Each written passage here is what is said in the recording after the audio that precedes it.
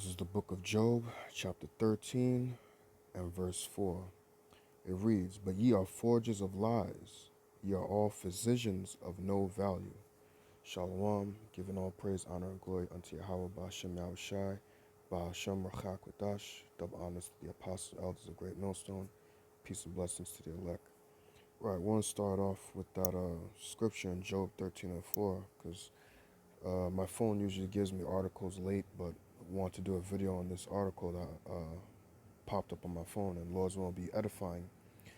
But you can see that we have to put, with all this information coming out with the whatever, the stab and jab, whatever, you can't even, it angers me to not be able to speak the truth, to actually say what it is, but I understand why. But the stab and jab, now when you read this article, let's just go into it. It's just showing more and more with the confusion of this place why we have to put our trust in the Lord. I mean, it was already made evident of that, but more and more it's being shown that we can't trust these people, and these people are nothing but liars, and they have an agenda, which is the NWO, which is their New World Order. As you're going to see in this article. Not going to read the whole thing, just going to go through some points in the article, and Lord's will be edifying. Lord's will, you can find this article. It's right here, as you can see, the title of it. Lord's will, you can find it. If I can, I'll put the link. But yeah, as you can see, this is the article. So it says, CDC data shows 70% of U.S. adults have had at least one stab and jab. The next bullet point is, the milestone is found about a month behind President Joe Biden's 4th of July goal. And the third bullet point says, while the milestone is a significant achievement for the nation, it should be seen as floor rather than ceiling, health experts say. So I'm guessing they're saying it should be seen rather as floor than ceiling, meaning that it's a low, not a high. And right there, as you can see, Jake is taking the stabbing job. They have to show it. They have to show the Israelite woman and the Israelite man, just like back then in the garden. Eve made Adam, take of the forbidden fruit, which is not actual fruit. It just goes into, the dark side, if you will, the false philosophies, the way that we're not supposed to follow in, you know. And there it is, Eve just, making her own men fall because of her lack of understanding, her fears, her lack of faith, you know. Not to go on a rant here, but you women is really supposed to be the one that is supposed to be taking care of us, man. If you were, act like actual women would stay in the house and cook and clean, the men would actually be a lot more healthier. It's good for a man to know about the herbs and everything, but you women is really supposed to know about the herbs so that way us men don't go out in the world and be sick, man. You're supposed to take care of your men, but here it is, you're quick to give your man a stabbing job, yo. And that's killing us, man. Did we forget about the Tuskegee experiment? Apparently so.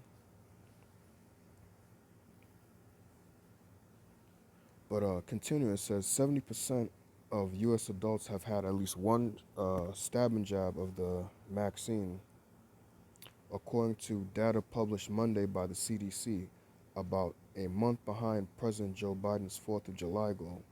The 70% goal set by Biden in May is seen by federal health officials as a crucial step towards reaching so-called herd immunity. Mind you, again, that was the whole point. They wanted to reach 70% to reach herd immunity. Once they reach 70%, that would be good. They feel like, this is what Esau has been saying. This is what the people in the media has been saying. Once we reach 70%, they felt like that's when they would reach herd immunity and everything would be good. And that's when the V, I'm just going to say it, if they take it down, whatever. But if the virus would go away or whatever, they feel like they would have it under control. That's what they said, mind you. That's what they've been saying on TV. All right? It says, when enough people in a given community have antibodies against a specific disease.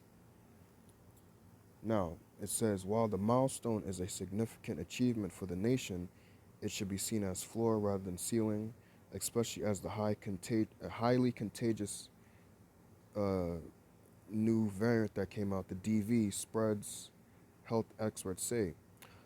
Now, listen to this. we need to have at least 80% of the population to meet Vanessa to truly have some form of herd immunity. Now, before it was 70% that they said it would be good. Now it's 80%. Then what? Soon it's going to be 90%. And then what? It will be 100%. But then you see, when you speak out and when we speak out about these things, they say that you guys are some conspiracy theory. But it's like, look, these are your words, not our words. We're going off of what you said. Remember, you said 70% and you'd have your herd immunity and things will be good. Now you're saying you need 80%. What's next? Soon 90%, then 100%? And that's really what you want for your new order, like it says in Revelation 13 and 6. Now, this isn't Revelation 13 and 6 as of yet, but we're seeing a prelude to that, which is what? This is just a sign of things to come, that what you really want is you want the whole world, like it says, he exercised, he calls it the whole world to receive a mark in their right hand or in their forehead. And that's what you're doing right now with the stabbing job, man. This is a prelude of the MOB. So at first it was 70%, now it's 80%. And like we brought out once at camp, that delta means change in the Greek. I remember we brought that out at camp one time. That delta means change in the Greek. So now this, oh, I'm just gonna say it. This delta variant now is changing how their approach to things. So now they have to change how they do things. You know, they seem to be getting more aggressive with their efforts and wanting to do things now, which is all part of prophecy. But still, you know, delta meaning change. So it's not a coincidence that they named it the delta variant, which delta in the Greek meaning change. Now they have to change things up. Now things are changing. It went from 70%, now it's 80%. Then soon you might hear them say 90%. It's like, make up your minds and figure it out. You know, it says we need to have at least 80% of the population vaccinated to truly have some form of herd immunity. Dr. Paul Offit, I'm hoping that's how you say his last name, Offit, a voting member of the Food and Drug Administration's Vaccine and Related Biological Products Advisory Committee said in a recent interview, this is a fairly contagious virus. Uh, this guy, Dr. Natasha, that's a woman, Dr. Natasha Bouillon, a family physician with one medical in Phoenix, said that while the 70% nationwide mark is noteworthy, local communities with lower vaccination rates are still worrisome. Even if America reaches 70 or 75%, if we continue to have zip codes and neighborhoods at 40 to 50%, they will continue to be at risk of having outbreaks and being hotspots, she said. Even if we hit the 70% milestone, we can celebrate, but we should celebrate with caution. So what they're essentially saying is that even if they reach their 70% milestone, the other spots that are people haven't taken the stabbing jab is still at risk to spread the virus around. But hold on, isn't that the whole point of getting the stabbing jab? Look, if I have a little tea that I know how to help with the flu or whatever, right? And it's all over YouTube. You could look up how to get rid of the flu by making a certain tea with certain herbs. I don't want to say it because I think I've already said some things that they might take this video down.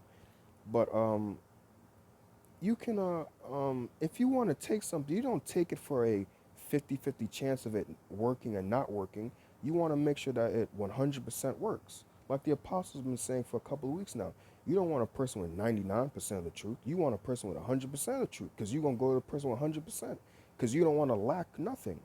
So how is it that you're forcing people, or I shouldn't say force, but highly influencing people to take this stabbing jab, but yet people are still getting it, even though they have they've taken the stabbing jab. Isn't the purpose of the stabbing jab to prevent me from getting the the C19?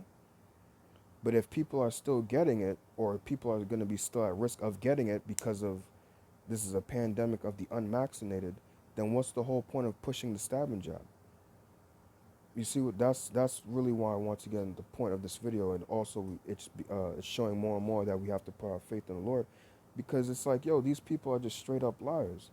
What's the point of taking the stabbing jab if people are still getting sick or still capable of getting sick, then your whole stabbing jab is not foolproof. It's not gonna keep people safe from getting sick from the virus. It's all a lie, and you have an agenda behind it. But every time people speak out about it, namely us, but there's also some truthers out there that put up videos. What do you say that, oh, these people are conspiracy theory? Why are you pushing something that does not work? Shouldn't you find something that does work? Why aren't you pushing things as far as, like, better health and things like that? Build up your immune system. But no, you just push, get the stabbing jab and you'll be fine. But it's came out that people who have gotten the stabbing jab still have gotten it. And not just regular people only. Some of you upper class people as well. Some of your senators and governors, they've gotten it, even though they've gotten the virus, even though they've taken the stabbing jab. So what is the purpose of getting it if you're still at risk of getting the virus? Or even if you have gotten the stabbing jab, you can still get the virus from somebody else who hasn't gotten the stabbing jab. So then, you see, this is all an agenda to divide people. But this all goes back to prophecy. Apologies for going on a rant there, but just got to sit there and really think about the things that these people say, you know?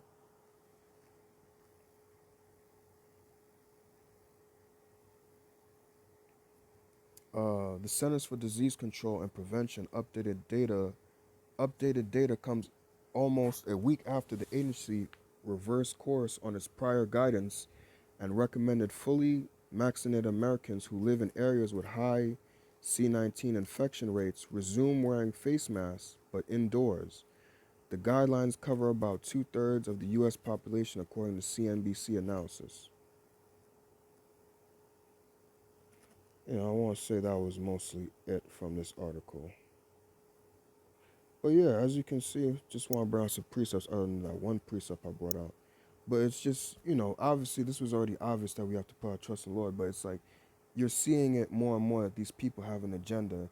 They say on TV that they're just trying to save your life, that they're just trying to do good by you, but yet here it is again, like I said, apologies for reiterating the point, but you're influencing people, or you're trying to suggest people using whatever means you can by giving people $100 to get the stabbing jab, whatever incentives you'll get, an ice cream or some bullshit. And it's like the fact that people even go out and do that is just to show you how docile people are here in America. But you have, across the world on the east side, people are protesting, but over here in America, people are just like, yeah, yeah, whatever, you know. You're not gonna escape the hard times. It's already written that Jacob's trouble is gonna happen. The end of the world is gonna happen. You can't escape it. No matter how much you try to cleave onto trying to go back to the way things are, you can't go over Yahweh Bashem Shah. This is gonna happen regardless if you like it or not. So you can take as many stabbing jabs. You can take 15 stabbing jabs. You can. It's written that this man is gonna go down. He's gonna lose his kingdom, and Yahweh Bashem Shah wins at the end. So it's like the people can do what they want. He can get some of the people, but he's still gonna lose at the end of the day. It's already written. Where was I gonna go? Oh, okay, right. So yeah, this is Psalms 58:3. It says, "The wicked are estranged from the womb; they go astray as soon as they be born, speaking lies." And that's the so-called white man. The so-called white man. But his biblical name is Esau Edom. Like I said, you gotta sit there and think. Like, watch these. These. When Joe Biden's having his interviews on TV, like 30 minutes or whatever, or that other woman. I'm not sure if I say her name correctly, but Jen Psaki or Psaki, I'm not too sure. But listen to the things that they say, man. And it's like, one thing in general, I was watching earlier today that Jen Psaki woman had an interview, White House press conferences, that's what they call it. And somebody asked her the question how, damn, what was it say again? He asked that you don't want to go, he asked her that we heard the White House said that they don't want to do what they did during March 2020 with the lockdowns, right? But yet the White House said that they're not leaving anything off the table. So it's like I probably said that wrong, so let me try to say it as best as I can. Basically, his question was to the woman, the Jen Psaki woman, or Psaki, however you say her name, that the White House didn't want to do the March 2020 lockdowns like they did last year, but at the same time, they said they're not going to do it, but at the same time, they don't want to leave nothing off the table. How do you say that you don't want to go back to doing the lockdowns or you won't do the lockdowns, but we're not leaving anything off the table? Make up your mind. What are you doing? Are you locking people down, or like you're not going to lock people down, or you're not, like, you can't sit there and say you don't want to lock people down, but at the same time, we're not going to leave we're not going to leave take any options off the table. You know, like the scriptures say, a double-minded man is unstable in all his ways. But right, these people really, if they don't have your best interests, and like I want to bring up the precept, it says the wicked are estranged from the womb; they go astray as they go astray as soon as they be born, speaking lies. That's all these people can do, and you can't really, you sometimes when you're in the spirit, you get angry when you blatantly can see that these people are lying on the TV, but you just gotta sometimes, as you get older in the spirit and you start to learn, you just gotta understand that's what these people are gonna do. It's just in them. It's written for them to continue doing this because they have to do this because it's part of the movie. They have to play their part, but it can get frustrating at times. But you just sometimes gotta sit back and think like, look, this is what they're gonna do because this is what they were created to do. They can't do nothing else but lie. You know.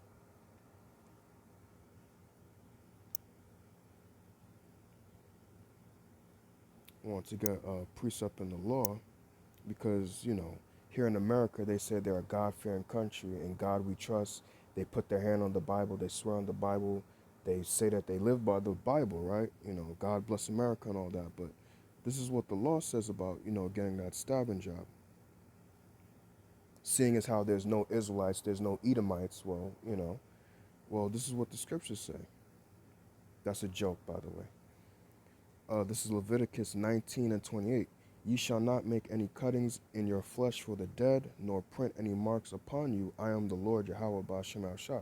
So that stabbing job is making a cutting in your flesh because that needle makes a hole. It cuts into you. Why do you think when like when we were younger, we used to get shots, you after they puncture you with the needle, blood will come out. It's made a cut into your flesh. The Lord is against that. The Lord made medicines of the earth. If you want to fix anything, or I'm gonna just say it anyways, prayer and the herbs. That's all you need. Like, why do you need to take this stabbing job? Obviously, there's an agenda behind it when you understand the scriptures and prophecy. So when you line up what Esau Edom is doing in the world, you see that he is totally against the scriptures, and you can't trust this man at all.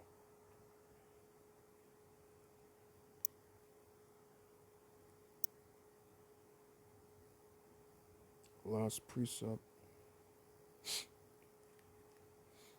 This is Proverbs 28 and 10. Whoso causeth the righteous to go astray in an evil way, he shall fall himself into his own pit. Right, and you're causing our people to fall away into to to astray in an evil way by consenting unto you and taking that stabbing job.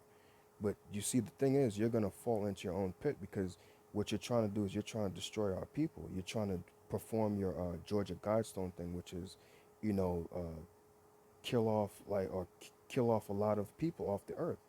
So I'll read that again. It says, Whoso causeth the righteous to go astray in an evil way," because even though 2/3 of our people are wicked, they are still Israelites. They are still the righteous. They're just, they're just playing the lot of the wicked of our nation right now, of the wicked of Israel. But they are supposed to be righteous, and in the kingdom, all Israel shall be righteous. But I'll read this precept again, Proverbs 20 and 10. Whoso causeth the righteous to go astray in an evil way, he shall fall himself into his own pit. So you're gonna be caught into your own snares, man. But the upright shall have good things in possession, which is the elect. So yeah, I didn't want to make this video too long, but it's just being shown more and more that you can't trust these people, and everything that they say is literally a lie. There's times where sometimes I don't even want to watch this stuff. I just watch it just to edify the body if I can, and obviously to stay up to date. But it's like it's like listening to Esau Edom. It's like lying is like breathing for him. It's just natural. It's just what he does. The same way we breathe every day, that's how Esau Edom lies. It's like breathing for him. It's just he'll just lie right in your face and be like, "Yo, you just lied to me." And he'll just be like, "No, I didn't. What are you talking about?" And that's just how they are, man. And we have to put our faith and trust in the Lord because the times that's coming ahead is not going to be easy. But have no fear because Yahweh Ba'Shem Shah has got us. Lord's willing to be part of that elect, and we make it out of here. And just don't trust these people, man. These people, they're trying to kill you. Look, the devil is not going to come at you with, and like a lion is, like a lion. There's a reason why he's called a serpent. And Salakia for making this video a lot longer than it needs to be, but the Spirit's hitting me to keep talking. But this, the devil is not going to come at you like a lion, roaring at you, looking to tear you to pieces. No, he's going to come like a snake. That's why scriptures call him a serpent. When the scriptures talk about that old serpent, it's talking about that old devil, that old man that deceived Eve back in the garden, because that was an actual snake, as the Christian church believes. And if you know the nature of a snake and how it moves, or if you watch any videos on YouTube about snakes, they'll watch their prey, and they'll just sit there with their prey for a minute, and they won't attack it at all. And they'll wait till the prey drops its guard. And even when the prey drops its guard, they still won't attack it. They'll just leave it there and won't touch it all. But when they feel like, okay, he's completely dropped his guard, and I got him, that's when they strike, they attack, they wrap themselves around you, squeeze you, and eat you. And that's what Esau Edom is, man. The scriptures say he was the most subtle beast of any of the field that the Lord had made. He's tricky, he's deceiving, he's cunning. He knows how to, you know, deceive you. He's the perfect devil. But I feel like I've rambled on for too long. But pray that this video is edifying. I want to give all the honor and glory unto Yahweh, Bahashem, Yahweh Shai, Bahashem, Rachak, Wadash, Shalom.